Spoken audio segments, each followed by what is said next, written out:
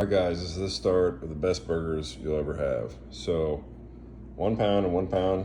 Normally I'll do 2 pounds for myself because I'm fat, but 1 for her and 1 for me. And I will get them set up here and show you how to season them. There's 4 ingredients: fresh cracked pepper, the good shit, minced onion, onion powder, and the good pink Himalayan sea salt, baby. What you're gonna do is you're gonna get these burgers.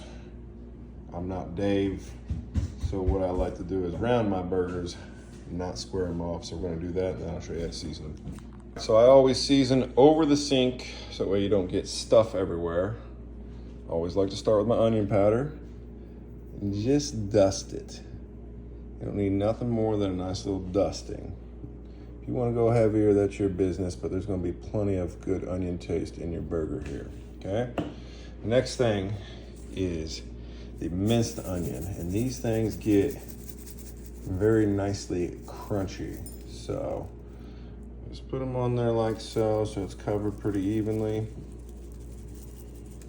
That's what I like to do. They'll get nice and crispy. Next, I like to put on the pink Himalayan sea salt. So the thing jams up. Okay, boom. Finally, the pepper. When it wants to come out.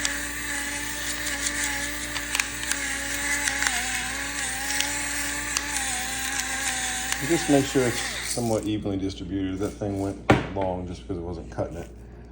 Now, do you need to season the other side? Yes, you do, but go ahead first and grab up all the seasonings that are sitting here on the tray.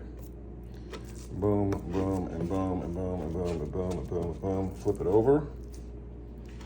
Flip it over. And let's do the same process one more time. Remember, just a light dusting. You don't need all kinds of everything. Seasoning is good, but if you over season it, honestly, it will just taste like the seasoning instead of the meat. And I highly recommend do not go use some crappy meat. Good food is made from good meat, not just the seasoning. Now these burgers will be cooked to a medium rare to a rare. And you will see the most fantastic burger you ever seen. So let's go lay them up on the smoker. So here's our burgers ready to go. The grill's ready to go. Don't worry, the grill grate is nice and clean. I don't give a shit about the stuff underneath right now.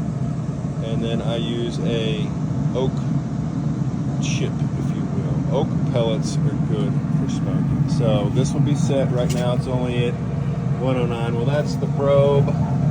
The grill will get up to 220. That's where I like it for smoking burgers. So 220 smoke, high smoke. So these will get smoked and they'll get cooked very well. You shall see. So let's lay these bad boys on here. Number 1. And try and get the biggest one closest to the probe, because the best way to make sure your burgers are cooked right is to probe them. So grab the beautiful probe, go through the trap door, and stuff that bad boy right down the middle. Okay? Now I'll end up pulling these at about 125 to 127 max, because they'll cook for a few moments afterwards, and we'll come back when they're ready. All right, guys, so it's 125 on the probe. It's a little hard to see, but 125. So now it's time for the cheese to go on. Personally, I hate Swiss cheese. I can't stand it, but that's what she likes. I like the All-American Deluxe cheese. And those are 2 mighty fine looking burgers, just like I told you. So I'm gonna slap my piece of cheese on this one. And she wants 2, so hey, whatever she wants, she gets. And the only thing I'm gonna do now is I'm gonna close this. Basically done cooking. And I'm just gonna come back and check it. You can see we're still sitting here right around 213, 220-ish, up and down. But I'm gonna give this about 5 minutes or so. It'll cook just a little bit, melt that cheese perfectly, pull them off, let them rest, and I'll show you what they look like. All right, and here they are after a few moments. I need some of those good onion buns. Just how I like my cheese, nice and melted right on the top of it. So now, let's see, hers is dripping. Now the probe is completely done, no more use for that. We'll go ahead and pull the probe out, just let it sit and cool off for a few minutes. These burgers are basically ready, so I'm gonna go ahead and turn off the smoker. I'm gonna pull hers first. There's one. And there is two. I'll see you inside in a minute. I'm gonna let these cook up just another minute longer. Guys, so we got a little bit of mashed potatoes slash her specialty, which is fantastic. It's kind of like a potato salad, but mashed with a lot of goodies inside of it. Here is the finished product. So what I like on mine, very simple. Yellow mustard and ketchup, that's it. Always spooge out the little bit of nasty first, and then let's just go ahead and get some of that goodness on there. Not too much, just enough to get a little taste in every bite. Same with the ketchup. You don't want to overdo it. Kick out some of that first.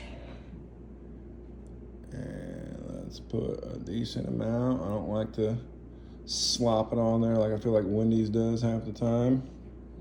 And one more little drop down there. Solid. Then the bun goes on top. And watch this. So I'm gonna take a bite. Now I'm gonna cut it in half so you can see. I'll take the first bite right here.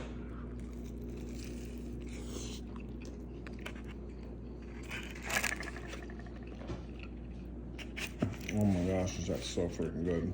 Straight smoky flavor, perfect meat. Now this is sacrilege. I never cut a burger in half. I'm only doing it so you can see that the burger itself is 110% legit and is cooked like a bad boy. Look at that. Oh my gosh, it's so good.